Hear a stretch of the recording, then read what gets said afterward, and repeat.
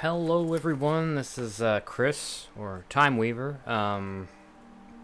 So yeah, I'm making a video. It's me talking about Legends. I want to kind of cover EverQuest Legends, continue with, how I feel about it after having played it somewhere between 100 and 120 hours, and almost all of that is on live stream. I think my first 10 levels I did not play, and then everything from 10 through, I think I got to 47, it's all there, so I'm probably going to roll a bunch of footage from it. Some of you watching, you might be some of the regulars who pop in there, so you might already know some of my thoughts, but you also may not know some of my thoughts. So I figured, why don't I do a semi-organized discussion about it. I say semi-organized because I bullet pointed some thoughts, but I tend to like to just ramble. And even if I organize thoughts really well, I'm still going to ramble.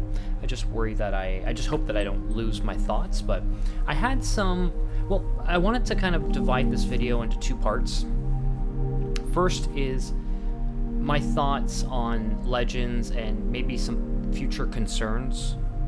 I actually have some. Normally I don't really care enough about a game to have those, but EverQuest Legends is kind of unique to me, and I think I'll probably start by breaking that down to give you context for those of you who haven't been in my live streams or who follow this channel for other reasons. I was doing other things.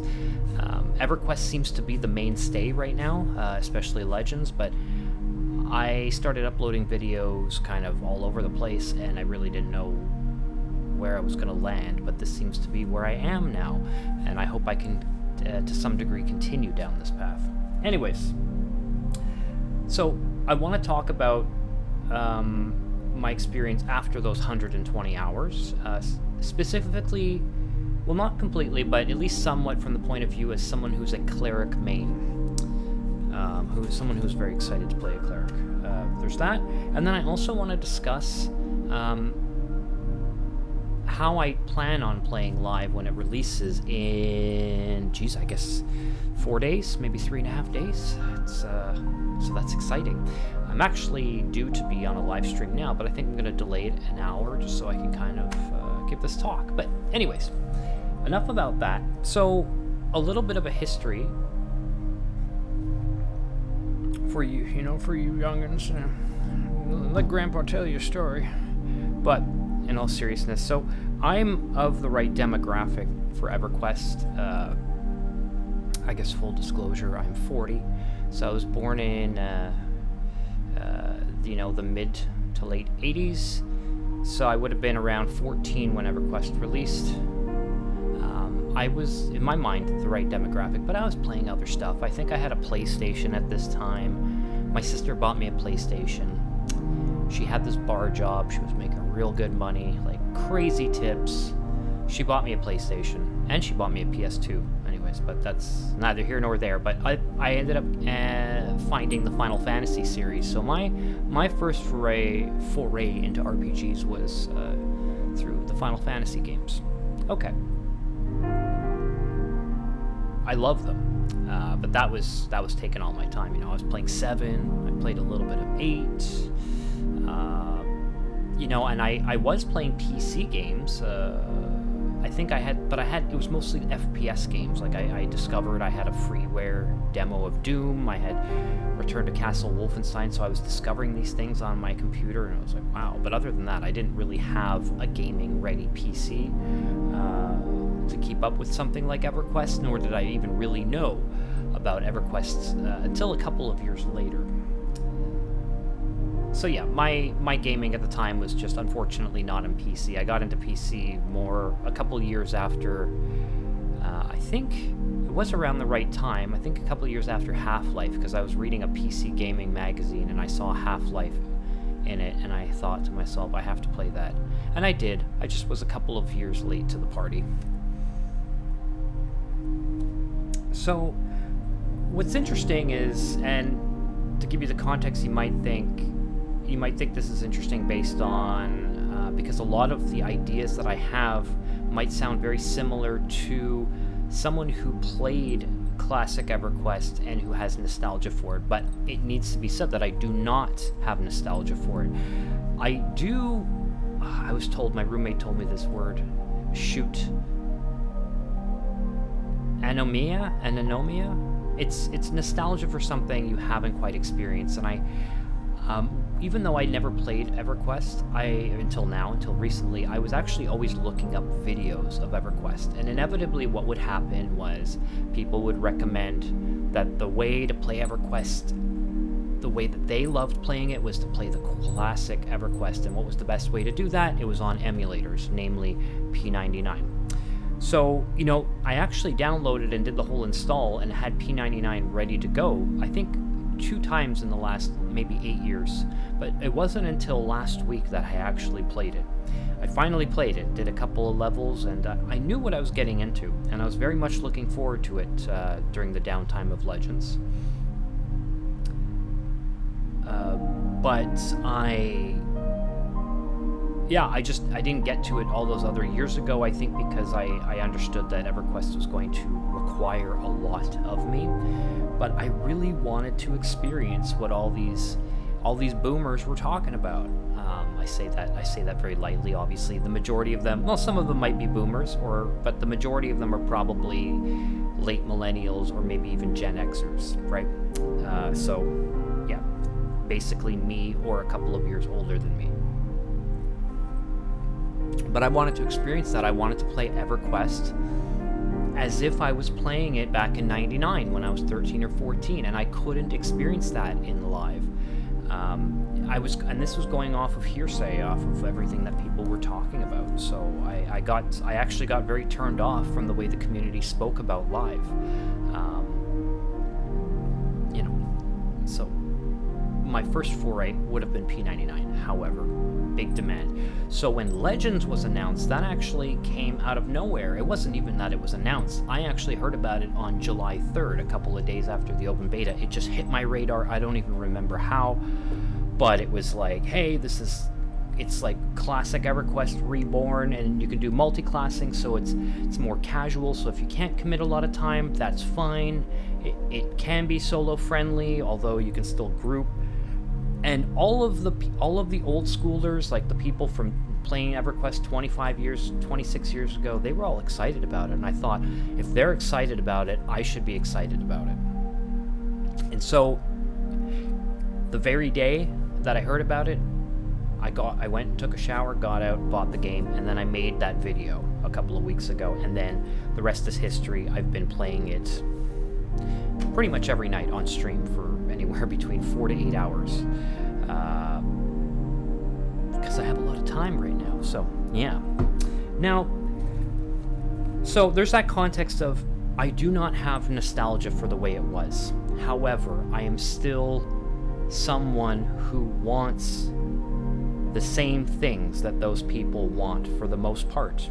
Even though I never experienced it, I have no attachment to it, and that might be weird for people to hear. I'm sure there are others who exist, but I've always heard, the people who always want P99 or complain about quality of life stuff are people who played back then, and they only think that classic is the way to go. They don't like the way live has been bloated, so on and so on. And then there's others who actually played it back then, and they're done with that type of grind and corpse runs and EXP loss and things like that. And I'm somewhere in the middle. Like, I kind of want that experience because, yeah, which P99 offers. But anyways, that's neither here nor there. I'm going to try and kind of get back on track and talk more about Legends. So I'm also someone who came in as a main character cleric. Since I was 10 years old, I was really big into Dungeons and Dragons. I have fond memories of playing all types of characters, but I played a very little bit of first edition Advanced Dungeons and Dragons, a bit more of 2, and a hell of a lot of third edition and 3.5. I spent way too many teenage dollars on D&D books. In hindsight, such a waste, because I didn't use so many of them, because I was always someone who thought that the best way to play D&D was just the core rule books, and to try and restrict yourself to that and understand that game fundamentally, and you'll probably see that attitude bleed into the way I look at EverQuest too. So, there's the temptation and the consumerism that comes with, I want to buy the Book of Vile Darkness, I want to have the Deities and Demigods books, but all I ever did was look at stat blocks and pictures, and I got inspired, but in the end, I just wanted to play core D&D, and you can call me boring, you can call me vanilla, you can call me a purist, but I embrace that type of simplicity, and I like to find creativity and complexity within that simplicity, and I play my role-playing games much in the same way. Now, that being said, sure, I've played a lot of classes. I was really interested in cleric, though. I've always been like a lot of people I've seen on YouTube, bard. I like bards. Bards are so much fun to play. I'm a musician IRL, so I would actually have a lot of fun. I would bring my acoustic guitar, and when it would be time to sing the party a song, I would actually make a little progression and a little melody, and I would try and actually role play the thing, and just stuff like that. I had a lot of fun with it. So bards, naturally I gravitate towards, and I have an affinity towards gods, and I actually study theology, so I think about God a lot, and I like to explore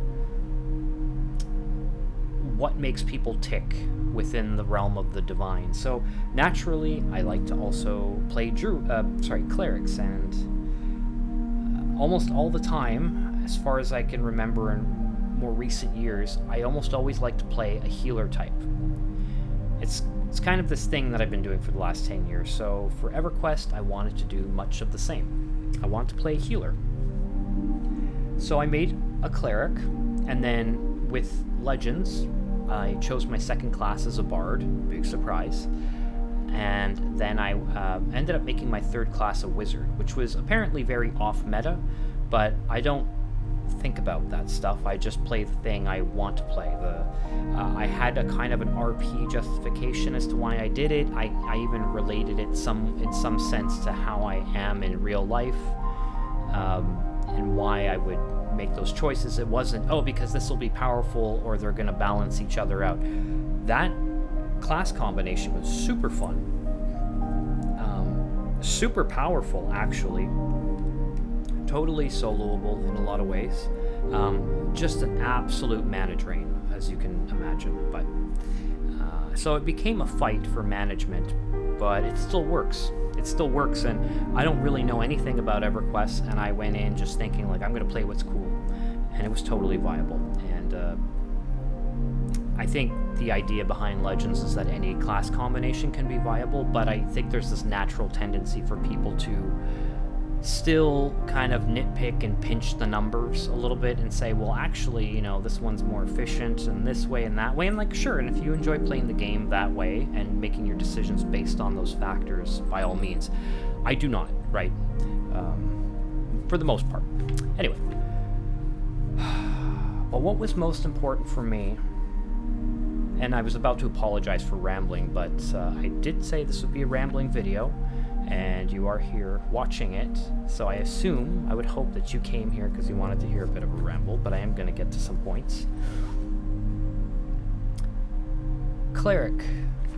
The reason why I play cleric, especially in MMOs, is because it's really simple. I played tanks a lot in early World of Warcraft, around Wrath of the Lich King. I played endgame, and it made me hate the game. Being a tank, I had some bad experiences, and I deleted that tank, and I made a twinked out ranger, and I had so much more fun, but the guild leader kicked me out, and he said, you never delete a tank to make a DPS, and then he actually ghosted me after that. And I was like, you know what, I don't care because I'm having fun. And the only thing that was driving me before that was the interactions I was having with my friends, but I didn't like, in the end, a prop warrior. I found it boring, and I was doing the best I could, but it didn't stop the fact that I just couldn't keep the threat off of everything. And it's not exactly clear whether that was always my fault. Sometimes I think there was this one warlock in particular who loved showing off how much DPS he could do, and he didn't really care. I didn't understand as a DPS person that there's something called threat management and backing off so that the tank can keep aggro, and this person, I think, just didn't care. So it made me feel like I was sucking as a tank, but maybe to some degree I was. It doesn't matter. It made me not like the game, and I ended up leaving after a few months. But otherwise, I kind of loved early World of Warcraft. But I wanted to switch it up, and I wanted to be a different type. I wanted to be support, so clerics. And why do I like clerics? Because I wanted to experience, just being the healer. Keep people alive. Buff them. It's fun. I like going into zones, and I see a random person there, and I buff them. And then they say thanks, and then sometimes we have a conversation. It actually happened multiple times on my live, and I really, really, really enjoyed it. In fact, it led to many group ups more towards the end game. I found that a lot of people didn't care to group up until maybe 35, but I still had some great interactions just from stopping and buffing and healing people. And, clerics, just that's what you do, right? So I knew my job, and I was embracing it. And that's really why I picked a cleric.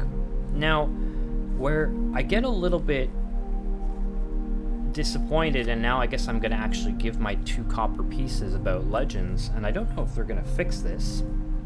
And I haven't heard many people talking about this stuff, but I'm going to start addressing I'm going to start addressing stuff that I think that bothers me and that I hope doesn't happen. So, for one thing, resurrection, it's useless.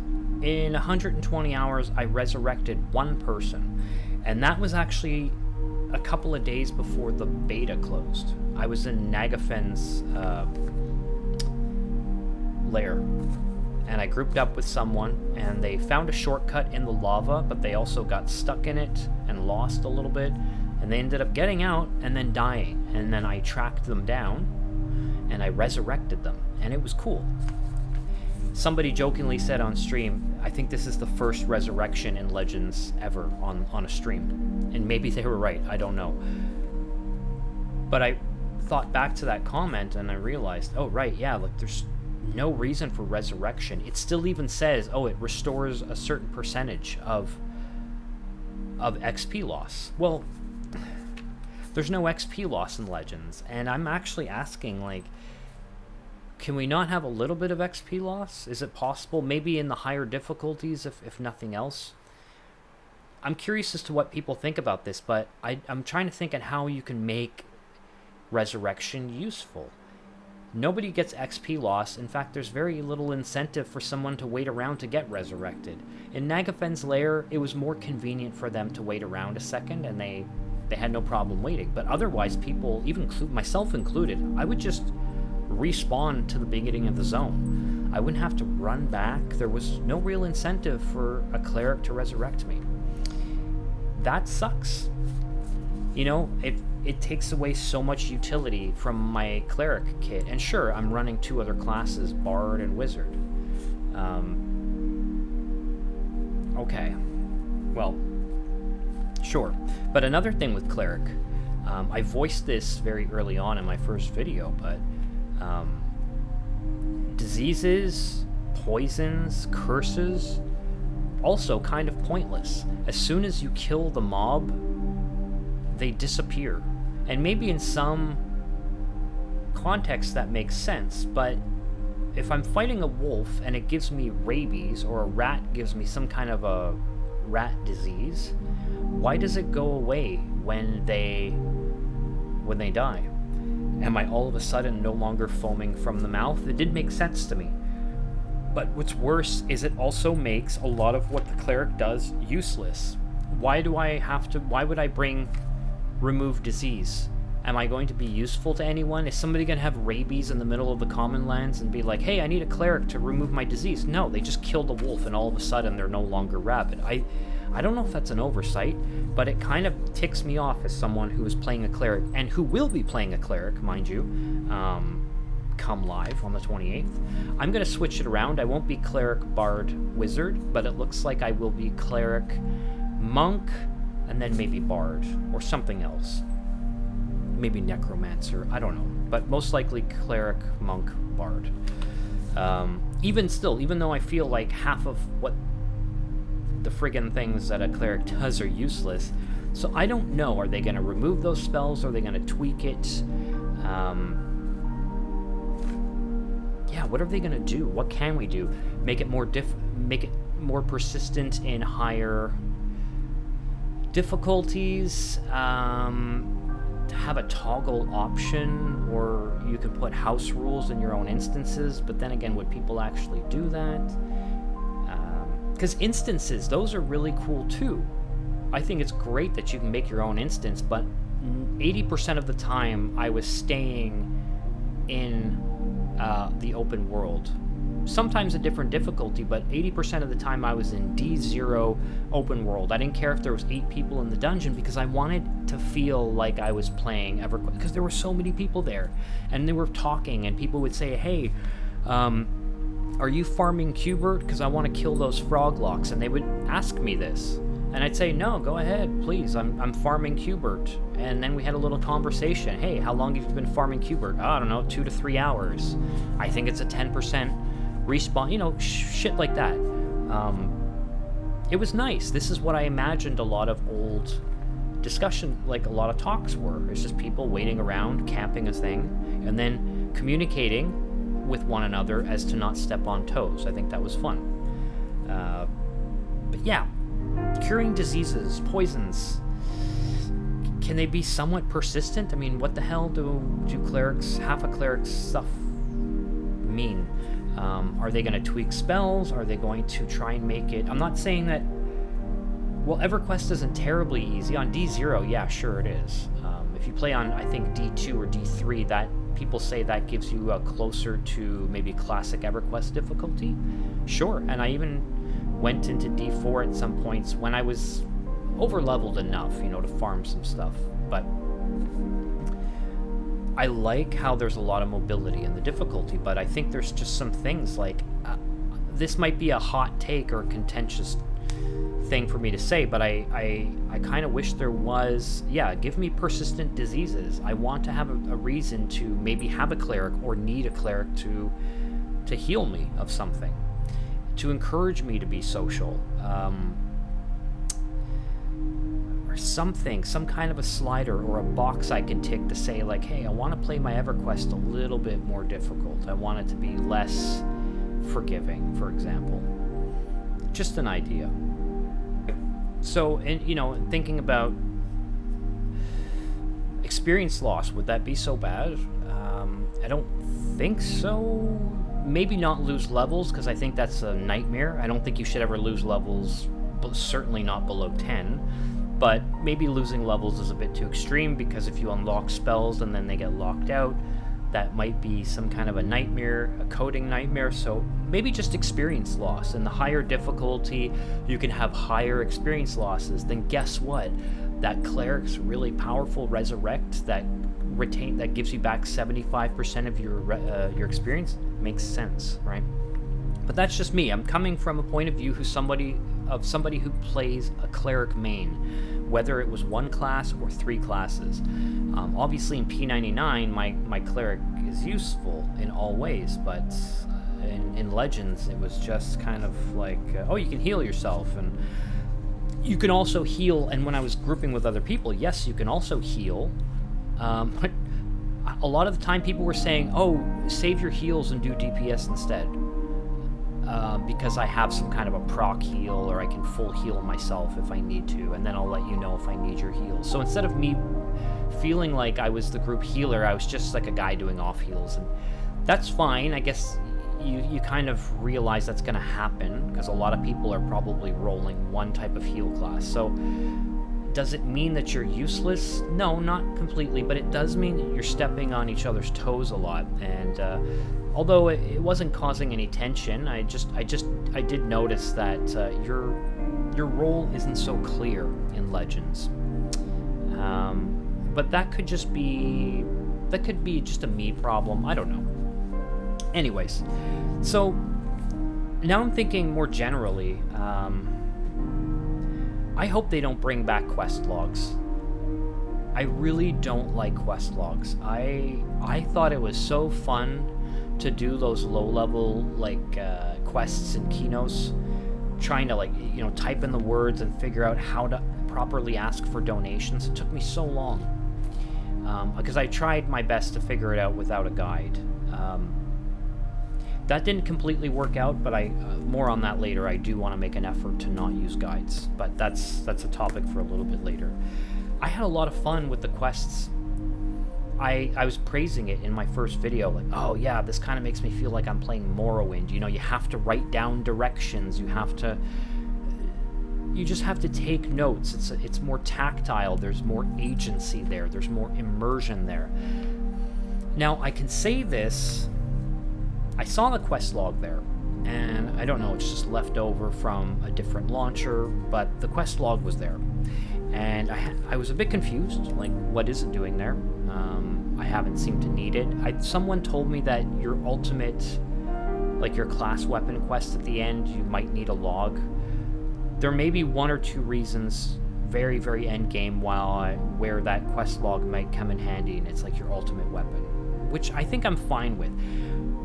But I can say now, because since EverQuest Legends beta, I got a chance to play all types of EverQuest. I played P99, I played live, just the tutorial, but that's all I really needed to do in order to have a good idea. And I also started a TLP, Frost Reaver.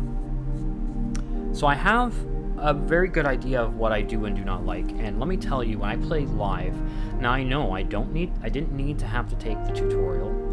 I didn't need to. And I also I didn't have to do every single quest they gave me in the tutorial, but I did do so. And I spent 4 hours in there, and I don't want to say I hated it, but I kind of hated it. The whole reason why I even went in live was because I wanted to get my character to the starting area, because someone knew that a viewer knew I was going to be interested in checking out a TLP, and they said, hey, if you just want to check it out while Legends is down, please, like, let me give you some chrono. And, you know, I was ready to pay my own way, but they insisted, and I was very grateful. I thought it was very generous, so I wanted to oblige them. So I still had to get out of the tutorial and meet them in the starting place, which I did. So now I know I didn't need to do everything in the tutorial, but this is kind of the reason why I hate quest logs, is because, yes, before I went into EverQuest, I've played all kinds of MMOs, older school philosophies and newer school philosophies, and I've played old RPGs and new ones, and I just almost unanimously like older style design philosophies. Like Morrowind, for example. I praise the simple interface. I love the flavor text and having to figure out the details in there, rather than them giving me a line to follow, or here's a big arrow over a person's head. You have to talk to people and figure out. You need to engage with the world in a meaningful way to reap rewards. And I don't care if the quest takes me 16 hours and it literally gets me like 2 gold pieces and a spell that I already know. For me, it's about the journey, right? It's not about the destination. I just had fun doing the thing and figuring it out myself. It's the puzzle. It's a reward. Completing it is a reward in and of itself, as long as I'm figuring it out myself. Obviously, it's not really rewarding if I'm just looking at a wiki. Luckily for early EverQuest quests, the information is still vague, actually, which I was happy, because I was, quote-unquote, according to me, cheating myself out of figuring out this stuff myself. But luckily the guides were quite vague, so But yeah, when I was playing in the live server, holy moly, I was overwhelmed. There was a checklist. I think there was like frickin' 20 things on there, and I didn't need to do them all, and I think I could have skipped them at any point. But the thing is that that's what it does to my brain. I'm a little bit OCD, so if you give me a checklist, my brain says I must complete the checklist. I'm also an achievement hunter, but achievement hunting is a little bit different, because, you know, each achievement kind of spreads out into its own like grand narrative, and it's not always clear how to accomplish it.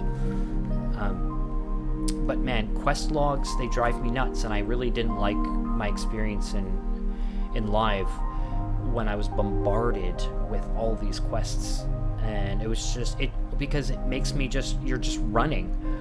You're running from one guy to another. You're using the find function. You find his name. You press find. There's a yellow pea-colored mystical line that you follow, and you're literally on rails. You are on rails, and yeah, I think I don't like the way it makes me engage with the game. It's like I'm playing WoW and I'm putting on an add-on that shows me when I used to play WoW, because the whole idea of playing Wrath of the Lich King wasn't to enjoy your leveling experience. It was to get to endgame so that you could farm the Black Heart at the Argent tournament. And trust me, I did that way too much. I burnt myself out just trying to get a stupid Black Heart to get a little bit more HP. And they still wouldn't even let me raid Nax. You know, I was like off tank at best.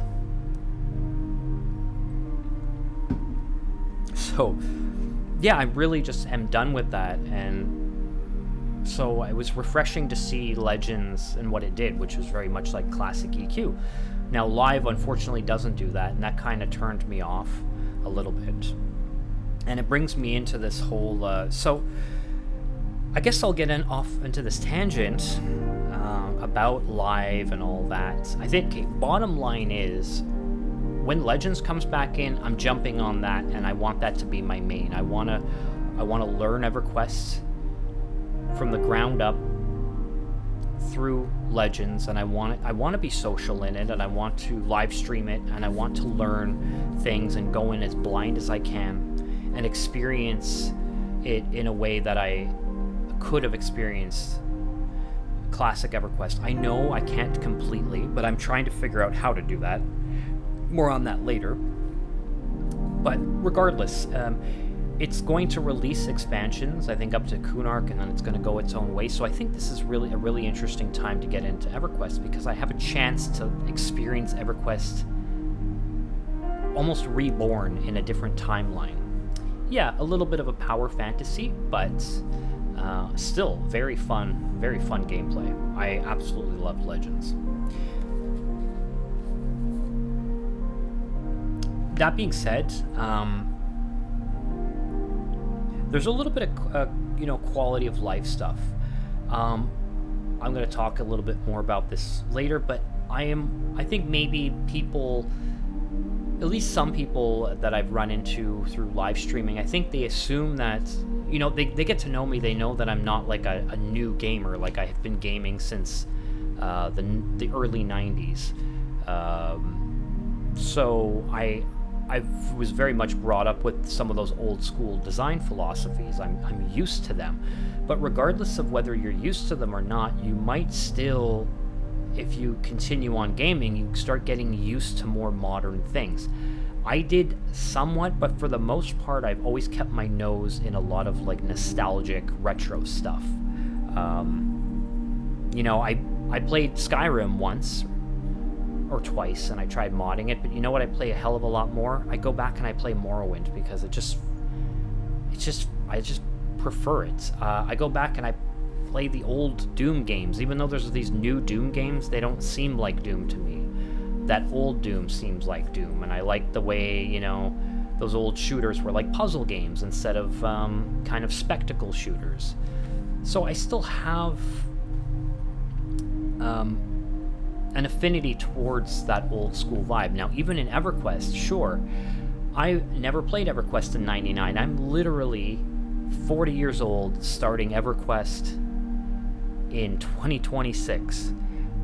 So you think I might be more attracted to those modernized types of games, but it's actually the opposite. I'm quite sick of them. In fact, it's almost like when you eat too much candy, you kind of want to throw up. That's how I feel about it. I feel like games where there's just too much crap on the screen, there's too many add-ons, there's too much hand-holding, there's too many mods and this and that you can add extra to the game, instead of just kind of plugging in and playing it and getting immersed.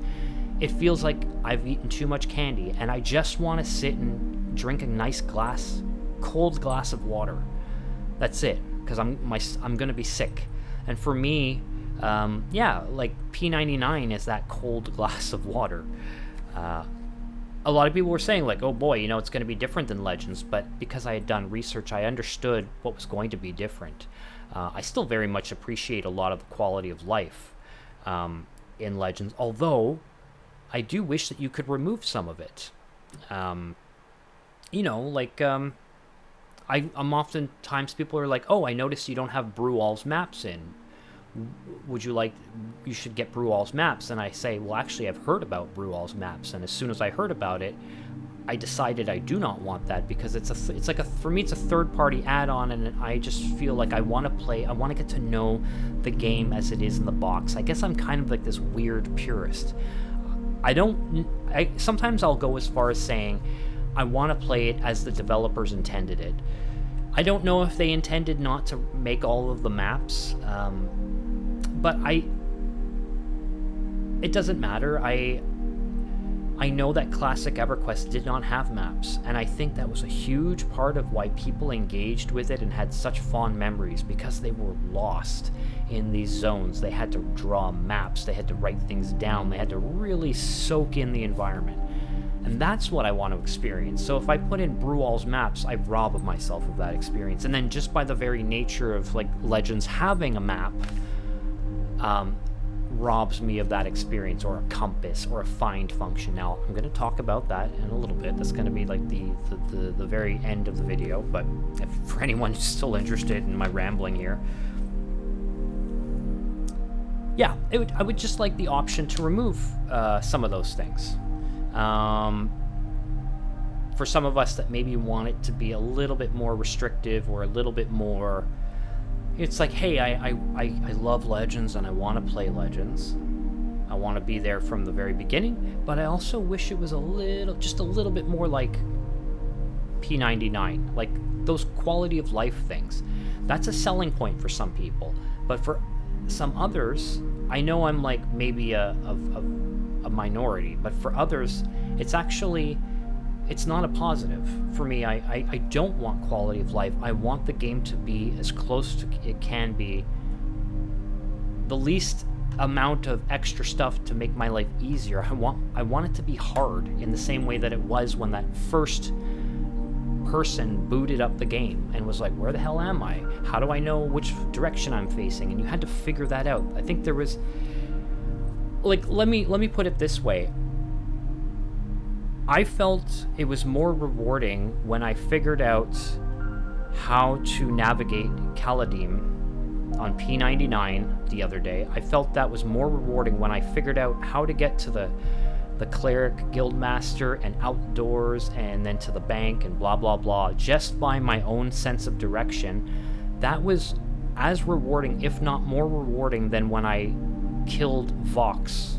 I soloed Vox, and I killed her for the first time. That was pretty cool. Or Yale. That was also pretty cool. I had like 4 HP left when I killed Yale. 4 HP out of like 4,000. It was pretty insane. That was really cool. But finding my way around in P99 was just as cool to me. And yeah, I felt like really attached to that area. But that's just me. So yeah, it would be nice to remove some of that stuff, but it also makes me worry about things like quest logs. Like, God, I hope in Legends that they don't introduce quest logs like they have it in the live version of the game. I also hope that they don't do a couple other things. Sure, they have AAs. I think AAs make sense in a lot of ways because you're rolling with 3 classes, and some specific AAs are very important for, like mnemonic retention. You really need spell slots, extra spell slots if you're rolling with 3 classes. You definitely need those AA points to invest in Symphonic Aura. You absolutely need that if you're rolling with a bard, because that's most of what the value you're going to get out of your bard is having those 5 passive songs, right? And you can still use that in addition to the melody. I've heard people mistakenly say that, oh, Symphonic Aura is basically your melody. It's not. It has a very specific set of songs that it can play. And then for everything else, there's a melody. Now you have to disable your Symphonic Aura, so maybe that's why people compare the two, but they're not. I still used melody to chain songs that I was not able to use. So yeah, you definitely still use both. But anyways, so AAs, okay, that's a thing. Fine. But I just hope that when they go in those different directions later on in Legends, that they don't repeat. I know they're trying to hold that classic vibe, so I really hope they don't do things like introduce quest logs. They don't need, my opinion is they don't need to streamline quests in EverQuest. I know some people say, I've heard some people say, well, there's not really a lot of quests in EverQuest, but I've also heard people say that there's like 1,000.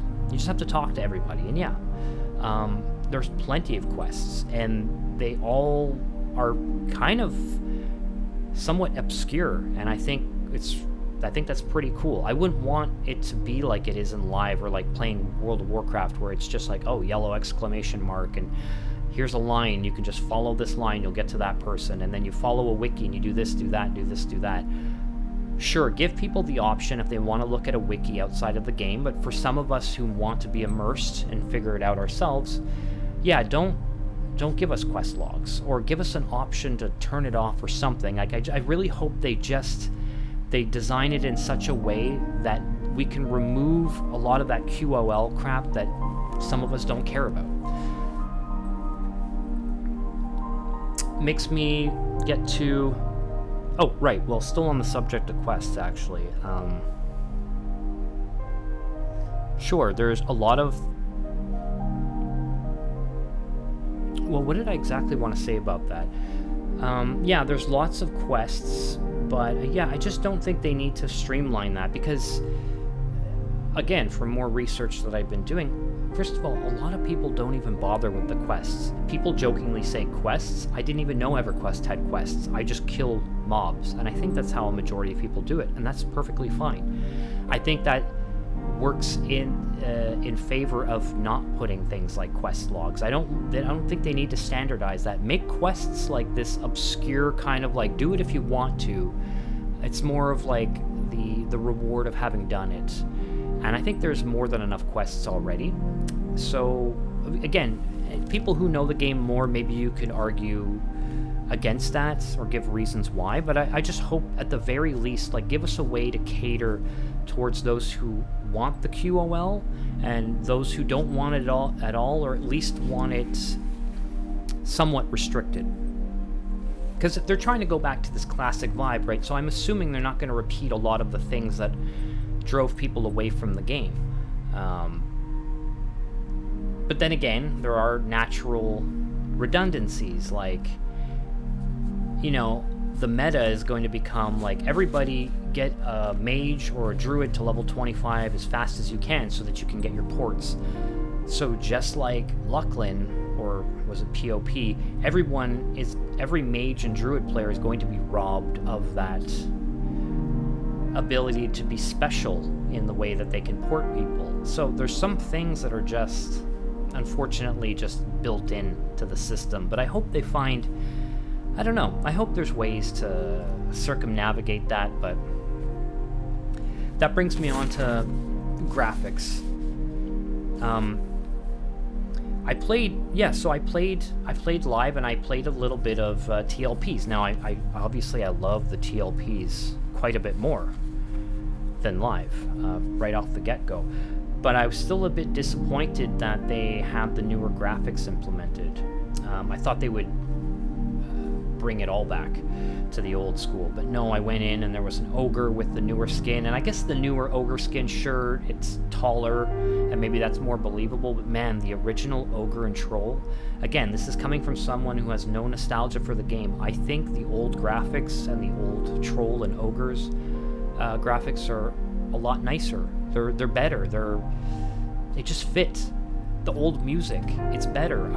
As soon as I was in live, and then I noticed it carried over to the TLP, the combat music, the zone music, while more vibrant, for the most part, I didn't like it as much. It's crazy, and again, I don't have nostalgia. I just played like 100 hours of Legends. I got used to Legends, and it made me appreciate a lot of the classic things, so that as soon as I went into live, I saw the new graphics, I saw the new characters, I heard the new music, I didn't like it as much. Even though the graphics are objectively higher resolution, higher polygon, I guess you could say objectively, quote-unquote, nicer, I did not like them as much. Same thing for the music.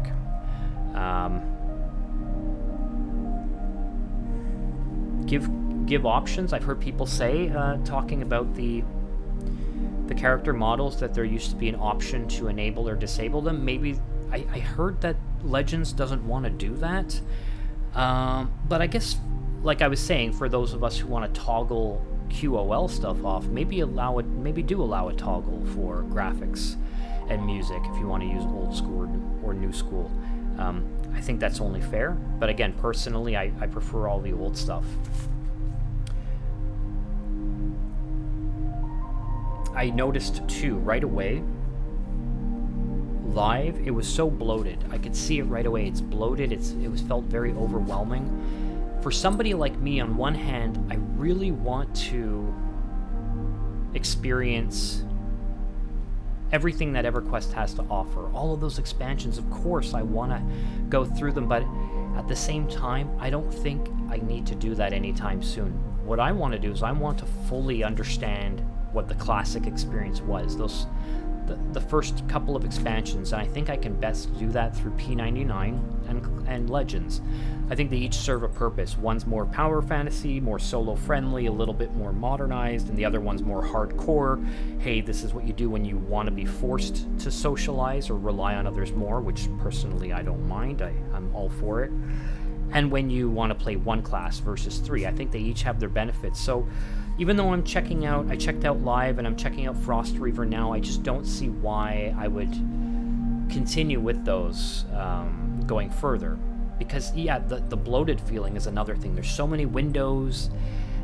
Even though TLP is more restricted, you still see all those extra windows. There's all this extra crap there, and you could just feel all the extra bloat, whereas Legends does a good job of keeping it minimal, and of course P99 is very, very minimal.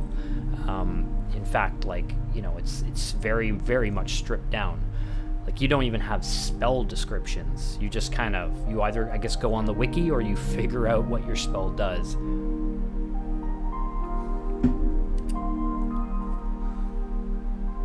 So yeah, giving the option to toggle some of these things like the graphics and the music and the bloating, well, I'm happy that they've refined Legends quite nicely, although, like I said, I've seen some things like there's a quest log-ish type thing in there, and what are they going to do with that? I hope they really just kind of keep it the way it is now and just introduce the new expansions, but don't repeat. Like, people have been, the veterans have been bitching about the reasons why they left, and a lot of newcomers are also bitching about the things that they don't like. So there's a lot of discussion that's been had. So I really hope that Legends kind of tackles that down. And normally I don't care about this stuff. I'm like, oh, whatever. It's whatever they do, they do.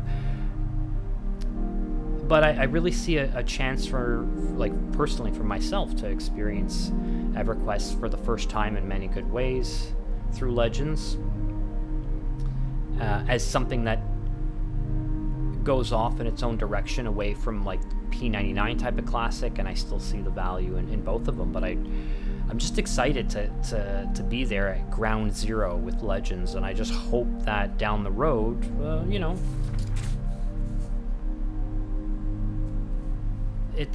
it stays kind of true to what I think it's been doing right. Now, I've been talking about some personal issues I've had with it. I think it maybe even naturally am mentioning what I think it does right. I mean, absolutely love Legends.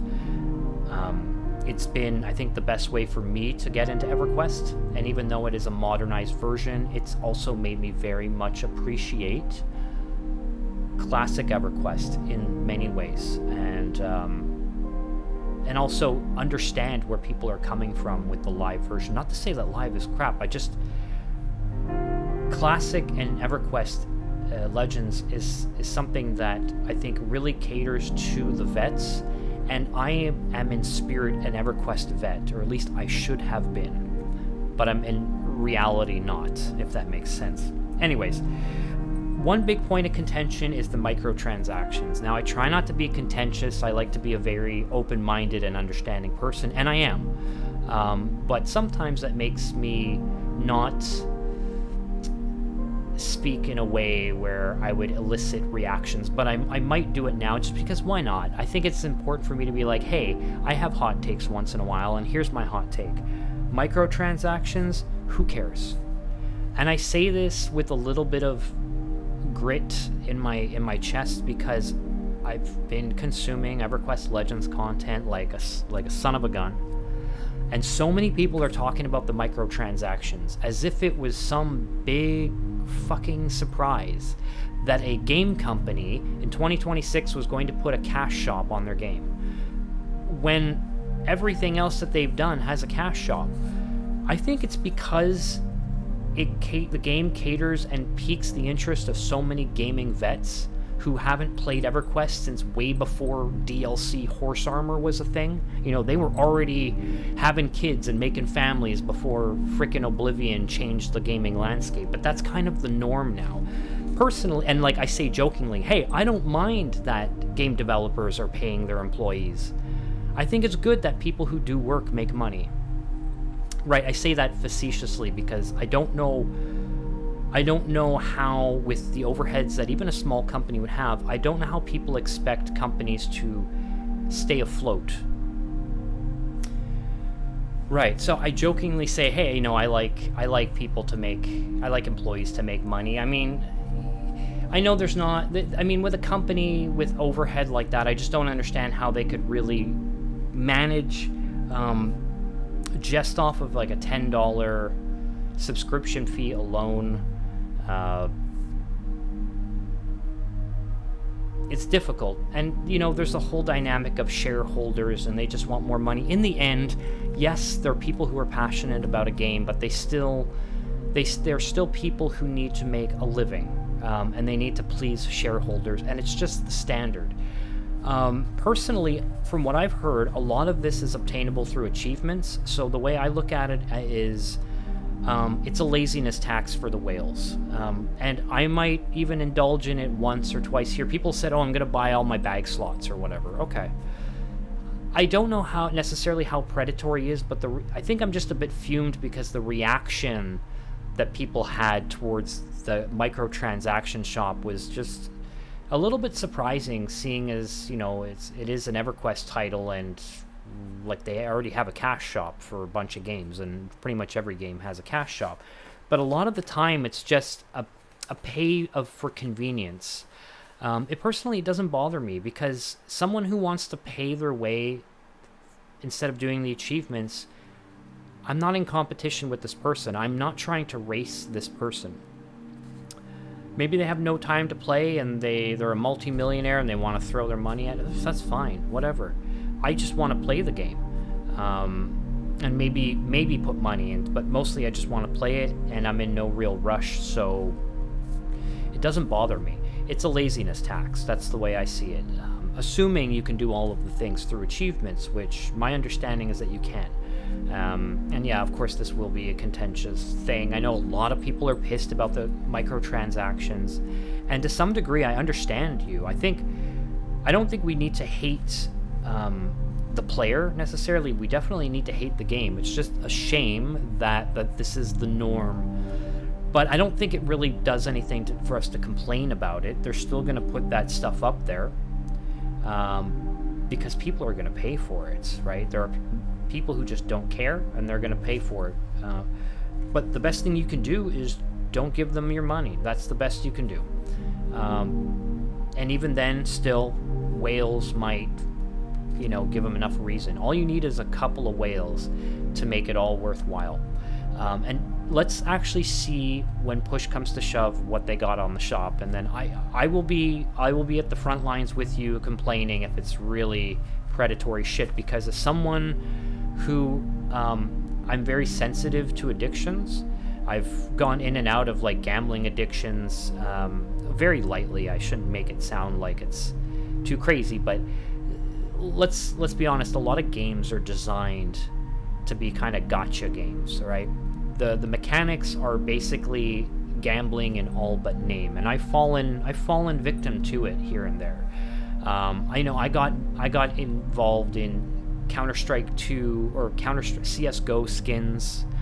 I got involved in that stuff. It was a very indirect way of gambling, and I think that shit's really predatory. And then they had all these, content creators who were advertising this stuff.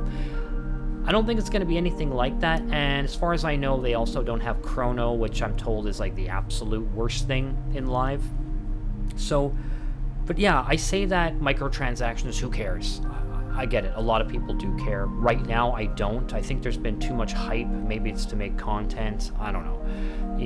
But we need to be angry about stuff because that makes people click. Sure. I've clicked too because I wanted to know, like, hey, what are people hearing? Oh, they're just getting really mad. And I'm like, right, but they're businesses, right? This isn't your buddy. This is a business. Businesses exist for one thing: making money. Increasing bottom line. Microtransactions are super effective at doing that.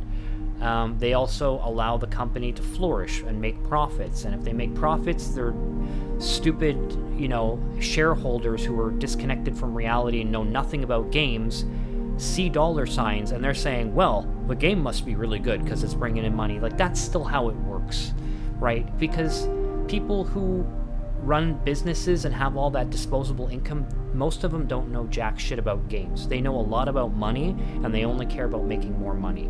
So in the end, that's what it's about, right? And it's unfortunate. I'm not saying, like, oh, deal with it.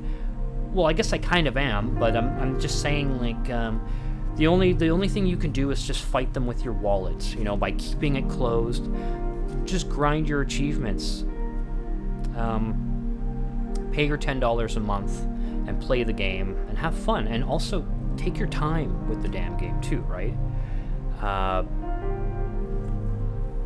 There is another thing though. So people are angry about the box price. I mean, you pay $20. I paid $20. I got access to the beta, which is 3 weeks plus a whole other 4 weeks paid for. So I paid $20. I essentially got 2 months of free game time out of it. Plus I got a name reserved, and I got a cute little title that calls me a legend. So I think, the box price isn't too bad, and people say, oh, we're paying for a 30-year-old game, but you're not. It's not just, they didn't just repackage the game. Like, there's been a lot of engine changes. They've developed a whole new customizable UI. They've put in a lot of quality of life stuff, and even though I don't care for some of it, it's still an effort that was made. It's still an effort that was made. And they've had to rejigger the game, and they're going to be updating the game. They've revamped whole zones, right? They've done that kind of stuff. And even somebody jokingly said in a chat, under a video, like, oh, all of this stuff could have been done by a first-year computer science student. One, I disagree with you because I was in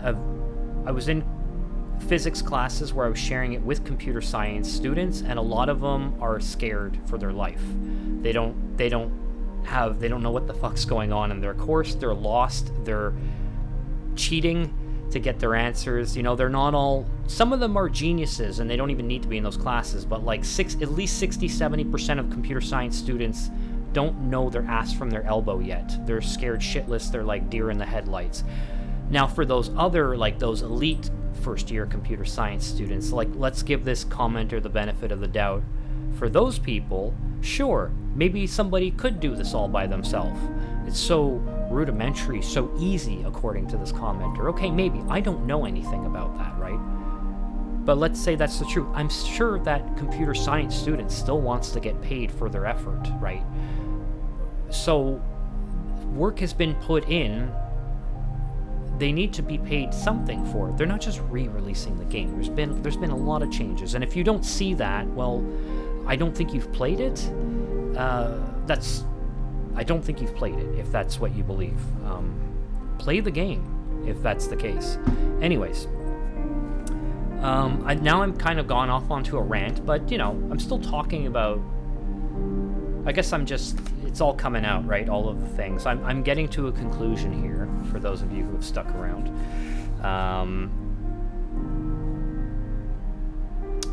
yeah.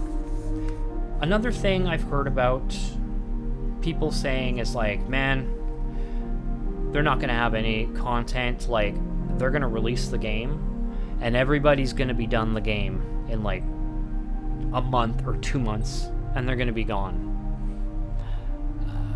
And then we're all going to be twiddling our thumbs waiting for Kunark for the next expansion, and that's it. And it's like they're just not going to have enough, and everybody's going to be done the game because they already know it. So I think that applies to people who, sure, they know the game, they're grinding through the game, and to those people I'd say, okay, cool, if that's how you like to play it, fine. But also you're doing multiple classes, right? You have to unlock things. You have to do achievements to allow yourself to get more races, and then you can play more class combinations, and you have to constantly unlock these things. You can pay for them, I think. But again, if you're paying for things, for shortcuts, you don't also get to complain that you got through the things too fast, right? You had the option to gimp yourself for free, mind you, and just play more of the game. And if you didn't want to play that, then that's kind of like, in a weird way, I hate to say it like this, but it's kind of a you problem. Okay, you just don't want to play the game to that extent, and that's fine. But guess what? There's lots of people who do. And also, not everybody is rushing to level 50. In fact, I don't even know why you're doing that. Why are you rushing to level 50 because you want to be world first Vox kill or something? Like, who cares about that? I don't think people give a shit about that in the context of Legends. But what, you're gonna get to level 50 so you can switch to another class and then grind that up to 50, and you're just gonna rinse and repeat and just grind because you want it? But people do play like that. They just want all of the numbers to go to maximum. They want to min-max everything, and that's fine. But if you do that and you play 16 hours a day to do that, and then you're done, you're mostly done in, I don't know, a couple of months, you've gotten your value. You just decided to front load it all. But most of us, I think a lot of us, we're maybe playing 4 hours a day. Some of us are playing like 4 hours a week. We're taking our time. That's kind of one of the selling points of this game, is that you can walk away from it for a month. So I really don't think a lot of people are too worried about that. I'm personally taking my time. And there's so much replay value, but again, if you're rushing through content, and I hesitate to say this, but you might be playing the game wrong. But that's just my opinion. Personally, I think that if you're rushing through, if you're metagaming, min-maxing, I think that's very much the way you shouldn't play role-playing games. But that is my very weird opinion, right? And I get that a lot of people won't think that way, but just understand, like, if you're vacuuming up the content and you're being an uber consumer, I don't think you get to complain that you're running out of content and that you'll have nothing to do. I don't think the game should be catered to someone who's like streaming on Twitch and just sucking in all the content like 16 hours a day, every day. Hey, we love you. You're doing something very useful for the entertainment industry. A lot of people love and appreciate what you do, but the rate at which the game content comes out should not be tailored to your very inordinate and unusual playstyle. Okay, I think the majority, I'm not even the majority, but I do think the majority of people who are coming back to this game have families, they have wives, they have kids, they have lots of other responsibilities. They're not going to be rushing through 14 or 15 classes or whatever it is to level 50 in any short amount of time. So anyways, that's my 2 copper pieces about that. That being said, I'm curious what they'll do past Kunark, because my understanding is they're going to do the same thing up until Kunark, and then they're going to go in this alternate universe. This is why I think, hey, how alternate is it going to be? Are they going to try and avoid doing the same things that EverQuest did down the line that made people very unhappy?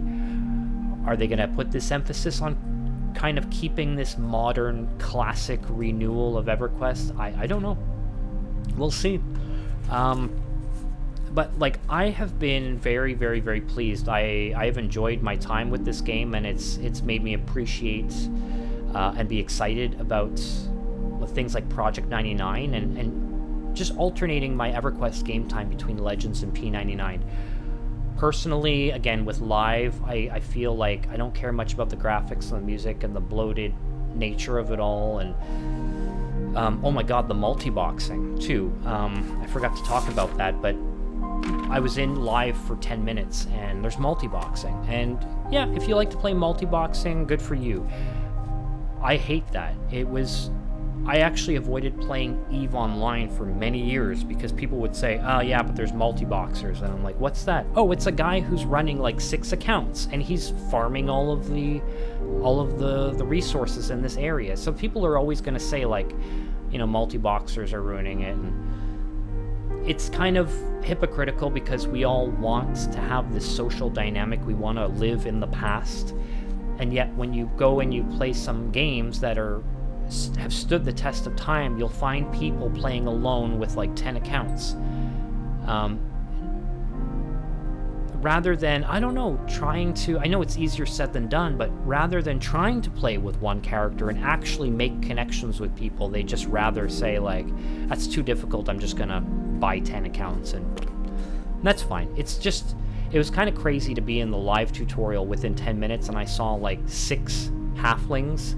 And you know what's funny is the guy was in the tutorial 4 hours like me, so it's not like he got through the content any faster. So there's not an argument to be made about getting through things faster. Personally, I can't imagine multi-boxing. Like, I'm an immersion gamer. I like to role play. I don't know how I can do any of those things if I'm controlling more than one toon at a time. But that's just me. I'm kind of burnt out from trying to control multiple characters in Baldur's Gate 2. But every time I played online, everybody was rushing ahead and skipping through the dialogue, so it was like, what can you do? Turns out you can solo in that game with the multi-class half-elf. It's possible, but anyways, that's a whole other story. Boy, oh boy. But yeah, I've loved my time. It's made me appreciate it all. And I have enjoyed Frost Reaver. I'm going to play a bit of Frost Reaver later today. Live, until I have a really good understanding through Legends and P99 of what classic EverQuest is to a very good degree, I don't see why I need to go through all of those new expansions that I feel I don't know how I'm going to stop and enjoy them, because it's apparently a ghost town. I have to run through like a ghost town with an AI companion most of the time because there may not be a lot of leveling. I don't know. But P99, I ran into lots of cool people, lots of grouping opportunities, and Legends as well. There was plenty there, so I don't see why I need to, after I test out Frost Reaver and then when Legends comes back, I don't see why I need to do anything else but balance between those two, at least for now. I really want to get to know those two in depth. That's my rant. Other than that, Legends is awesome. It was the thing that's finally brought me to EverQuest and encouraged me to check everything out and to actually care about a game and where it's going from here on. Now I just want to talk about real quick, so I'm going to be starting, I've been live streaming Legends, I wasn't planning on it, but that's kind of what happened, and so I completely plan on continuing that going into the release on the 28th, which is just like I said, in 4 days from now. I'm going to be playing it, but now that I've gotten to know through playing the various types of EverQuest, now that I've gotten to know more about what I really do want to do, which is, I mean, I always assumed I knew what I liked, but having played it, okay, I have a much better idea. So I decided I'm going to play with certain restrictions. Certain challenge runs. Now I thought to myself, why don't I try, because people were doing this cool thing in the open beta, the pre-order beta. They were doing challenge runs, like Wreck-It Rogue did a region locked barbarian, so he had to stay, he can only venture in Blackburrow, Hollis, and Permafrost, and he had to get all the way up to level 50 or as close as possible and beat Vox, but he wasn't allowed to leave those zones. So that was a fun challenge. And then other people have done randomizers where they randomize race, class, where they're going to level. It's all either up to their viewers or they roll it randomly. And they would even roll the difficulty. And I think, well, that sounds cool, but I don't think that makes sense starting in the release. I think in the pre-order beta it made sense because everything's going to kind of disappear, right? And then they can roll their new normal character. But I had considered playing it like that, but I opted not to. Now, there's not to say that I can't do a challenge run later on. I could make an alternate character on a different server, but I can also level up my 3 main classes, and then I can pick a new class, and that new class or new race that I unlocked can be set to a randomizer. I can do clever things like that, or have votes. So certain challenge runs I can bleed it into when I'm leveling new classes. But I wanted to find a challenge that I thought was really important, and for me as a player who is really discovering EverQuest, like how can I ensure that I'm going to discover it as blindly as possible and appreciate it the same way I would have if I were to play it back in '99 when I was like 14. And that is my challenge run, which I call, it's the immersion challenge. Because for me, immersion, and as another YouTuber brought up, agency, those are 2 very important things to me. So this challenge is pretty simple. I'm not allowed using websites or wikis. So me alt-tabbing out of the game to look at something can't happen. Like, if I can't figure it out, that's on me, man. That's pretty much how it was when I was playing games. I would have to turn off my system and I wouldn't figure it out for maybe a year, or maybe a friend told me. And organically finding stuff out like that is fine, but me going on the wiki and just following, you might as well give me a quest log and just point me the direction to go. I don't see how I'm going to have fun doing that. It's going to break immersion. It's going to rob me of that genuine agency, really. So no websites, no wikis. Now, most importantly, and what I was talking about before about removing the map, I'm not allowed using a map. So if I'm not using a map, I'm not allowed using the compass, and I'm not allowed using the find function. So I gotta learn every zone and every town by heart. Whether I map it in my mind's eye, which sometimes I can do to a certain extent. You know, we all have innate survival abilities from when we were living in the bush, and for some of us it sticks around, and it's something we can train. You know, but for other people, and sometimes for me, just map it out on paper. I hear stories about how people would map things. They would draw. I still have my binders of when I drew out Kelethin Forest or something like that. That's what gets me excited about EverQuest, not, oh, you can install Brewall's maps, so now you have maps to dungeons. That was one of the coolest things in Legends when I went into dungeons. None of the dungeons had maps. I figured out how to navigate those maps. Hell, I even got pretty good at navigating Guck. You know, by general things being like, well, if I head north, I know I'm going to zone into Lower Guck. Like stuff like, or was it south? I don't know, but I knew that whatever direction was the opposite, I would just wind myself through that, and I would find it eventually, and you get to know the dungeon, and I think that's the fun of it. Like, imagine you're playing a Dungeons & Dragons tabletop, and somebody slaps a pre-made map in front of your face. Like, the DM's like, oh, here's my map, you can look at it, and just tell me where you want to go. That's silly to me.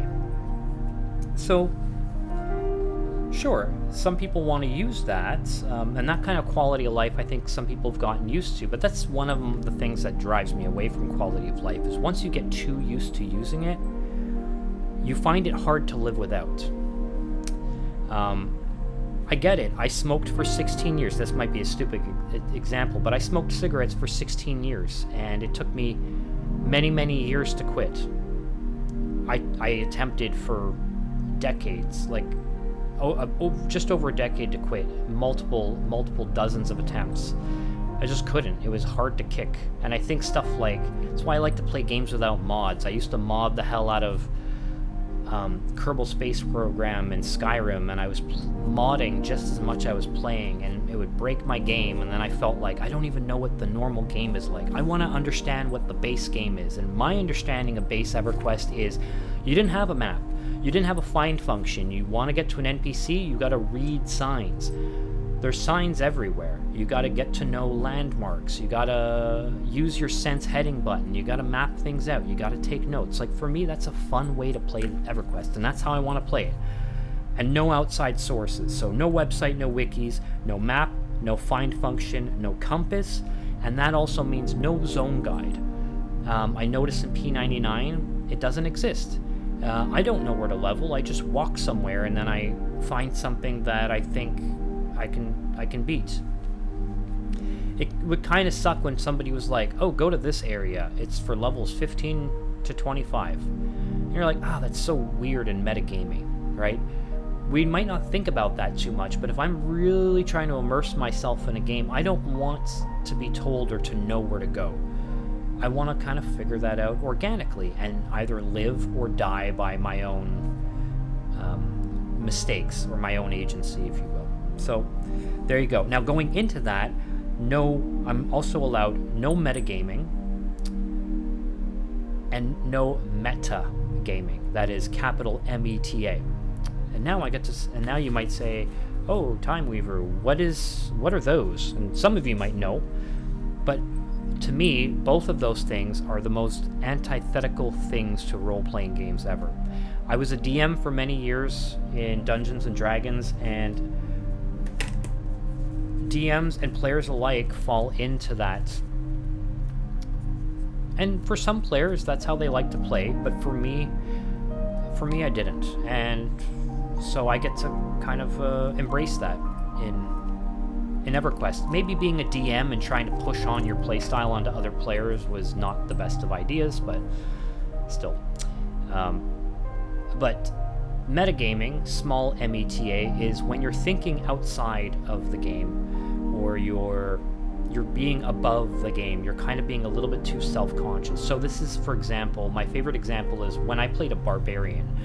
I was a 6 intelligence half-orc barbarian who was berserking, and there was this mage who was pissing me off, like actually taunting me. The DM was like making fun of my character. And so I did something crazy, like I was attacking him, and then he teleported downstairs, and I ended up smashing through the stairway and falling. And all of my player friends were like, why are you doing that? You're going to take fall damage. And it's, on one hand, it's kind of like, well, yeah, I realize I'm going to take fall damage. I'm not stupid. Like, I understand the rules of the game, but I get that's people's natural compulsion is to say, like, hey, why you're going to do something that's not efficient. That's not how I would do it. But I actually had to sit and be like, guys, I'm a dumb barbarian who's raging and somebody is mocking me. I don't care if I'm taking fall damage. I want his head. So for me, metagaming is me being like, well, I'm going to do this move to avoid fall damage, but that's not what my 6 intelligence dumb-ass barbarian would do. He would smash through the guardrail of the wooden stairs and jump down like 12 feet and try to lob the head off of that freaking mage. And guess what? I did. Not that same turn, but 1 or 2 turns later. I got him, and it felt good. But it was weird that I almost got into an argument about, like, because they didn't like how I was making a move that it was going to do damage to me. But I was like, guys, I'm sorry, but, like, you know, I also got petrified in a different game because I was playing Lawful Stupid, and I did a lawful stupid thing, and it got me in trouble. But that's how my character would have played. So for me, the real joy is in role-playing that character.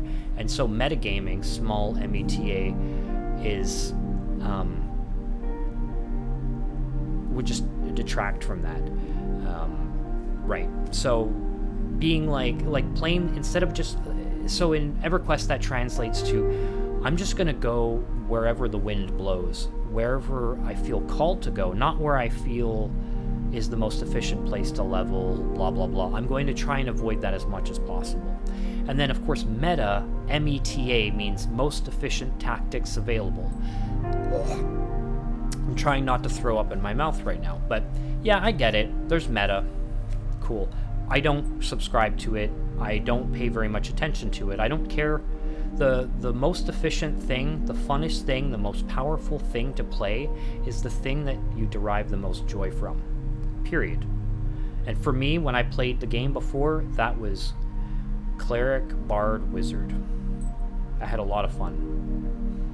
And now I'm going to try cleric, monk, bard, which I'm told, hey, that's probably strong. And I'm like, well, I don't care. Okay, it might be happen to be meta, but I'm not playing it because it's meta. I'm playing it because I want to roleplay a purified monk who's also, falls in, tangles with music a little bit, or maybe even a pure soul cleric monk who becomes so obsessed with the undead that he ends up corrupting himself and then taking on a necromancer as his third class. Shit like that, you know what I mean? So, whatever. A lot of people might not agree with me, and please, voice the way you like to play and all that. But this is how I want to play Legends. I think I'm going to get the most out of it. So again, 28th, I'm playing my character. I'm not going to be looking at websites, wikis, no zone guides, no map, no find function, no compass. So, no metagaming and no metagaming. Now, if I'm streaming this, the part of the problem becomes, well, you might be thinking, well, if you're streaming it, people are literally going to be backseating you. Yeah, I understand that's kind of unavoidable, and I don't want to be giving people crap for that. Lots of people have been helping me, actually, in Legends. I've learned so much, and I'm very grateful for all of that aid. I didn't ask for any of it, but I appreciated all of it. And yeah, I don't really know what else I can do there. In a sense, I think it's okay, because it's like as if you're playing with your friend next to you, and your friends happen to know more about the game, and they're like, hey, by the way, did you know you can do this? Oh, cool, thanks. It's not me looking up a guide, so there's a bit of...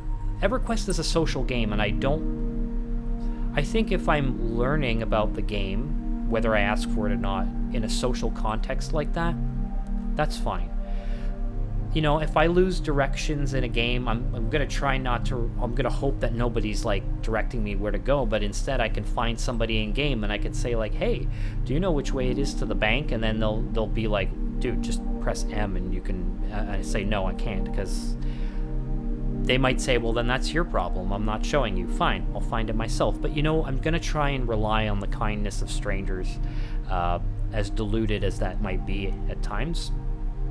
I think people in their heart, from me playing EverQuest, people at their very core they just want to help. The EverQuest community has been so kind and welcoming and supportive. And so I'm also not saying oh, well, I don't want websites, I don't want guides, I don't want people telling me how to play. No, I'm fine. I think if people watch this video, or if people understand the challenge I'm doing, they might refrain from telling me things. But by no means do I want to tell people to not help me if they feel compelled to give me a tip here or there, because I think if it's in the context of the live, then it's fine. But I'm also not going to be someone who's asking. I'm not going to be sitting there being like, I don't know, some streamer that's just always looking at chat being like, tell me what to do type of thing. Absolutely not. Anyways, but that's me. That's my 2 copper pieces. That's how I'm going to play the game. If you've stuck around this long, I love you. Thank you very much. I didn't think this would turn into a rant, but I had some notes and I just wanted to roll with it. I think I've said a lot of what I wanted to say. There's probably much more to discuss in terms of what I would prefer, maybe what I hope for, other improvements that cleric could have had, or bard. I'm sure I had other things, but nothing came to mind. And as for how I want to challenge myself, I think that's a good start. You could look at it as I'm trying to find how I can play Legends with as much of the hardcore-ness of P99. And I think I found a lot of the ways and a lot of the restrictions that people would have had back in 1999. But if someone can think of something else, I am all ears. and I might add on to this challenge or something, but this is how I at least want to start it. I get actually really excited. I had a lot of fun with Legends, playing with all the quality of life, and for the most part embracing it as it was, but I'm looking just as forward to rolling a new character and trying to restrict myself a little bit more. Anyways, that's me. So thanks for watching. I'm off to go get ready for a stream now, and I'll be doing plenty more streaming and occasionally putting up videos as well. Alright, well until then, y'all take care.